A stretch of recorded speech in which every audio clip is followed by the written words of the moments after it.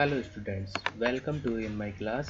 आज का हमारा टॉपिक है heat transfer and modes of heat transfer. इस डायग्राम के थ्रू हम हीट ट्रांसफ़र को समझ सकते हैं। जो हमारी हीट ट्रांसफ़र है वो किस किस मोड्स के थ्रू होती है।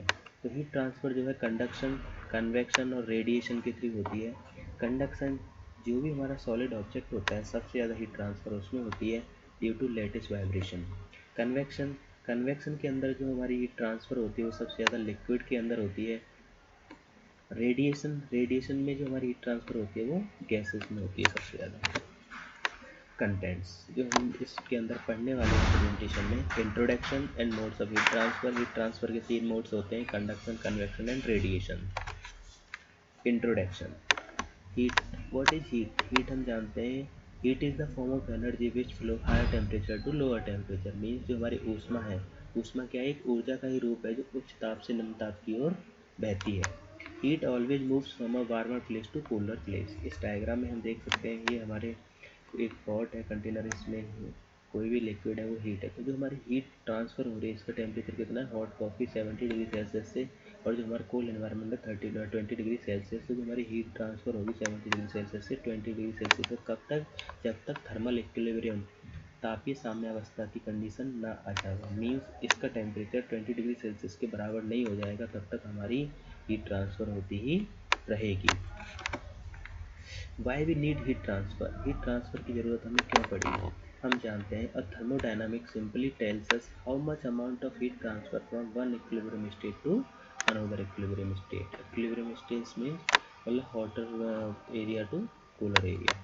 If two bodies at the same temperature, यदि हम दो बॉडीज़ को एक ही तापमान पर कांटेक्ट में लाते हैं तो उनके बीच में कोई भी हीट का आदान प्रदान नहीं होगा, कोई भी हीट का ट्रांसफ़र नहीं होगा। इसी कंडीशन को हम क्या बोलते हैं? Thermal equilibrium. इसकी जो हमारी हीट है उसमें उसकी जो एसआई यूनिट होती है वो जूल होती है। Modes of heat transfer. Heat can travel through medium and also through vacuum. जो हमारी हीट है उसको वो मीडियम में ट्रेवल भी कर सकती है और वैक्यूम में भी। Modes, conduction, convection and radiations. Conduction क्या होता है? कंडक्शन हमारा तो सबसे ज़्यादा वो सॉलिड में होता है, उससे थोड़ा सा कम लिक्विड में और उससे भी कम गैसेस में होता है। सॉलिड के अंदर जो हमारा कंडक्शन होता है वो किसकी वजह से होता है? There is no movement of particle. Conduction के अंदर पार्टिकल का मूवमेंट नहीं रहता, पार्टिकल अपनी ही जगह पर रहते हैं ड्यू टू फ्री इलेक्ट्रॉन और लेटिस वाइब्रेशन होते हैं इनके बीच में, मॉलिक्यूल्स के बीच में। तब जाकर हमारी हीट ट्रांसफ़र होती है one position to another position. Conduction को हम फोरियर लॉ से इजीली समझ सकते हैं। Conduction is the process by which heat is transmitted through a medium from one particle to another particle. Means यहाँ से यहाँ तक, एक पार्टिकल से दूसरे पार्ट। अगर मैं इस रॉड को यहाँ पर हीट करता हूँ सेंड पर, तो मेरी हीट यहाँ पर भी ट्रांसफ़र होके आ जाएगी due to free electrons. Fourier law, ये देखो फोरियर लॉ को हम कंडक्शन से समझ सकते हैं। अगर कोई भी स्लैब है इसमें एक तरफ से ट्रांसफ़र होगी, दूसरी तरफ से भी हीट बाहर निकलेगी। तो कितनी हीट बाहर निकलेगी? Q equal to minus k dt over d x. dt is the difference in temperature from one side to another side. dx is the length of the slab. a is the cross sectional area and k is the thermal conductivity of the material. ऐसे कौन से factor हैं जो thermal conductivity को affect करते हैं? Temperature difference, length of the conductor, cross sectional area and nature of material. Thermal conductivity solid के अंदर सबसे ज़्यादा होती है, जैसे मैंने आपको बता दिया है।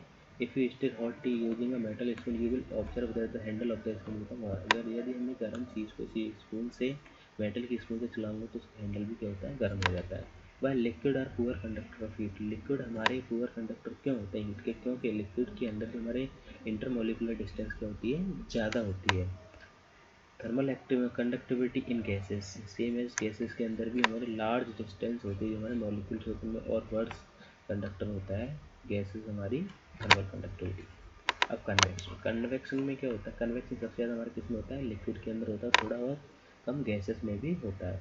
लिक्विड में क्या होता है? लिक्विड के मॉलिक्यूल्स ट्रांसफ़र होते हैं एक जगह से दूसरे में। There is movement of particle. जब पार्टिकल का मूवमेंट होता है तब जाके हमारी ट्रांसफ़र होगी from one place to another place. Convection is the process by which heat is transmitted from one place to another place by movement of heated particle of a gas or liquid। यहाँ पर हम देख सकते हैं liquid particle दूसरी जगह transfer होंगे। Type of convection. Convection दो तरह का होता है, natural convection and force convection. Natural convection जो होता है हमारा वो किसकी वजह से होता है? ड्यू टू डेंसिटी डिफरेंस, मतलब घनत्व परिवर्तन के कारण हमारा नेचुरल कन्वेक्शन होता है। फोर्स कन्वेक्शन जो होता है हमारा due to pressure difference, means हम स्टीयर कर रहे हैं को पंप के थ्रू, फैन के थ्रू, ब्लोअर के थ्रू, हमारा फोर्स कन्वेक्शन होता है जो कि प्रेशर डिफरेंस की वजह से होता है। लास्ट है हमारा रेडिएशन, लास्ट मोड क्या रेडिएशन। रेडिएशन के अंदर जो हीट ट्रांसफर होती है ड्यू टू इलेक्ट्रोमैग्नेटिक वेव के थ्रू होती है। Heat transfer through vacuum is called thermal radiation. All bodies observe and emit radiations. Radiation is a method of heat transfer that does not require any medium, इसके लिए हमें कोई भी medium की जरूरत नहीं होती है। How does heat travel through space, जब सन से जो हीट आती है हमारी अर्थ पर वो थ्रू कैसे आती है, इंफ्रारेड वेव आती है, क्योंकि कोई भी मीडियम नहीं होता है। Okay, thank you everyone.